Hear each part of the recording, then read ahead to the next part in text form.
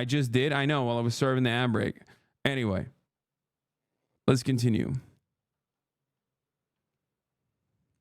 Prime Minister Rishi Sunak soon conceded his party's brutal defeat. The British people have delivered a sobering verdict tonight. But the verdict was also fragmented, reflecting the deep dissatisfaction across Britain. Voter turnout was the second lowest since 1885, with Reform UK, an anti-immigrant party, gaining the third largest share of. Voter turnout was the second lowest since 1885 is the real sobering number. Okay? What the fuck? Dude, do they not vote? No, bro, because Labor sucks dick too. Is that good? Yeah. No, it's really good.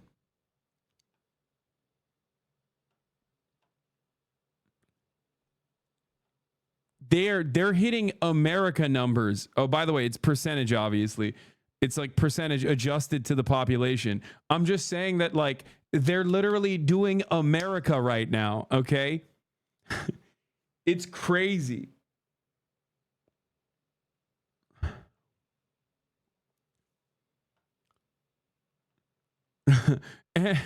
and they don't even have a they don't even have a fucking electoral college, which basically means that, like, many people just have the reason not to vote. You know what I mean? I mean, I guess it's like first past the poll, so like that's one reason, right? But even then,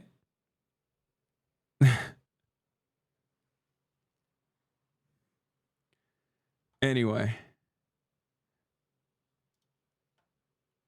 first past the post. Is it first past the poll? First past the post voting system left it with just 4 seats. Still, its leader, Nigel Farage, the right-wing populist ally of former President Trump, won his. The Green Party, as well as independent candidates who ran on platforms to end the war in Gaza, also managed to nab formerly safe seats from Labour. You campaigned for it, you fought for it, you voted for it, and now it has arrived. Change begins now. Still, the sheer size of the Labour landslide gives Keir Starmer the most decisive of mandates. After 14 years in the political wilderness, Labour is back, and Keir Starmer is now Prime Minister. And with Keir Starmer now the latest occupant of 10 Downing Street, he's a prime minister who's inherited a fragile economy, crumbling infrastructure, and a disillusioned public. It's now his job to try and fix it all. Oh, dude, England is so cooked. Like, dude, it is actually really fucking bad. It is actually really, really fucking bad. Like, when I say England is so poor, it's like, it's not normal, dude. It's like, we're talking Alabama poverty, okay? Bro, when I heard that it was either on TrueAnon or Chapo, there was a British correspondent they had on, talk about how, like, some hospitals in the UK can't have fat people on the second floor. I lost my fucking mind.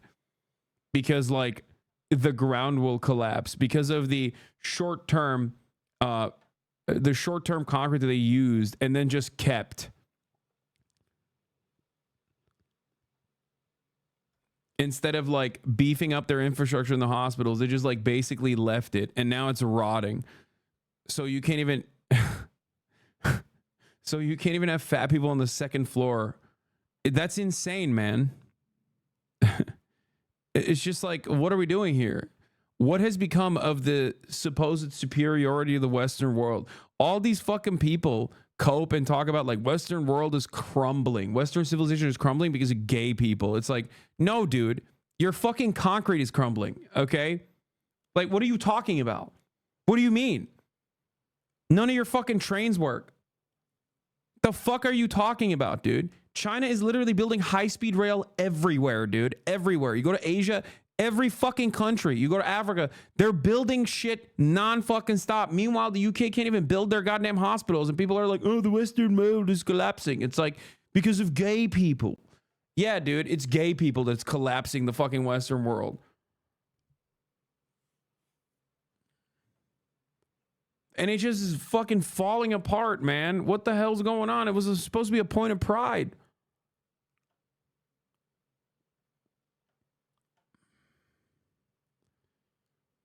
Anyway, this is important to understand as well. Keir Starmer received fewer votes than Jeremy Corbyn did in both 2017 and 2019. Remember, Mr. Unelectable. In 2017, he got more votes. In 2019, he got more votes. Mr. fucking Unelectable, okay?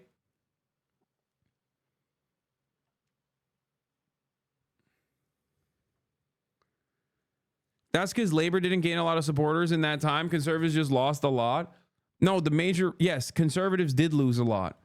But the major problem here is that given the crisis within the Conservative Party, Starmer should be cooking, okay?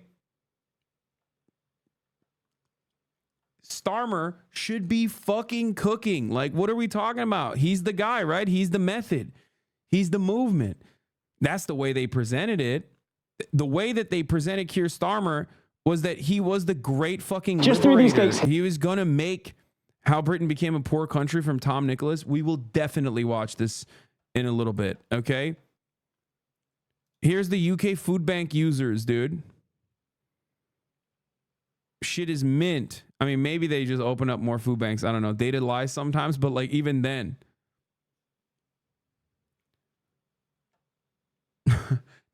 Not with Kid Starver in charge, dude. That shit's going to go down, trust. As in, he's just going to close them off. Anyway.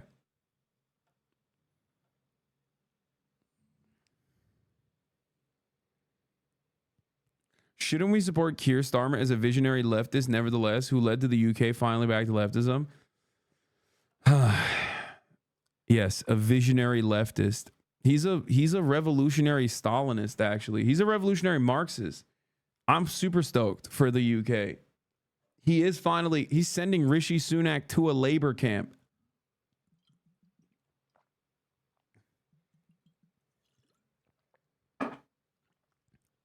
I'm not even kidding. Most people would say yes to that. If there was a referendum on should we send Liz Truss and Rishi Sunak and Boris Johnson and prominent figures in the Conservative Party into labor camp, you would have 98%. You'd have Bashar al-Assad numbers on that referendum. Okay? It's not even a question. Because, like, even the fucking Tory voters hate them. So, you know, there you go.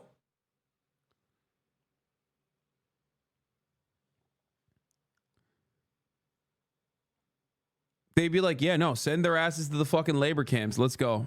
Rishi Sunak to Rwanda.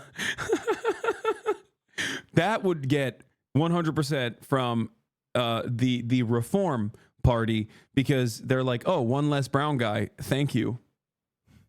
They would be like, yes. 100%. 100% of like the 4 million, however many million people fucking voted for Reform would say yes to that. 4 million people united for different reasons. Yeah, send him home to Rwanda or whatever nation he's from. I don't care. Okay. All right. Labor wins by a landslide. Let's look at the Starmer versus Blair versus Corbyn comparisons. Starmer is going to essentially more or less match what Tony Blair achieved in 1997 when it comes to seats in Parliament. But here's what's interesting. Look, this is how many votes across the country, how many people voted for Tony Blair and how those votes stacked up over the course of the count.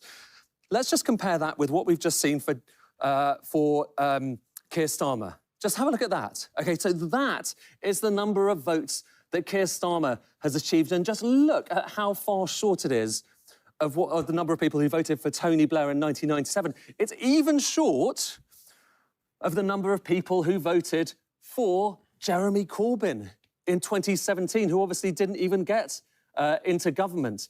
And so you can call that what you want. You can call it a change in the voting system.